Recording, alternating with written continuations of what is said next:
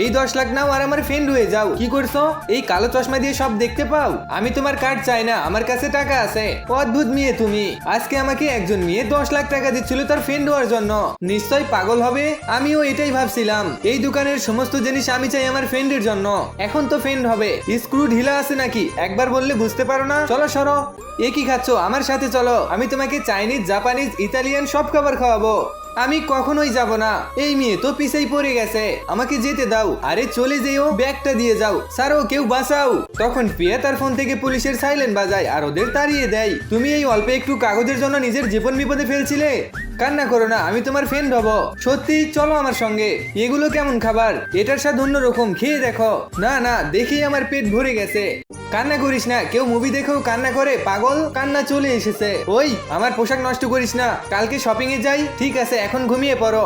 মনে হয় আমি তোমার সঙ্গেও আগে দেখা করেছি, আমাদের দুজনের সম্পর্কে অনেক আগের। পিয়া সত্যি অন্য কিছু, তুমি ঘুমিয়ে পড়ো।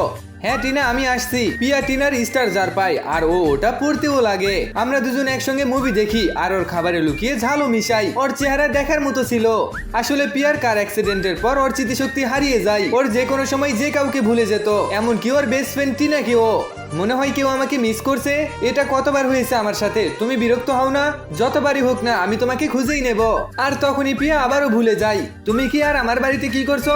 তুমি আমার থেকে 10 লাখ নিয়েছো আমার ফ্রেন্ড হওয়ার জন্য, এটাও ভুলে যাচ্ছ?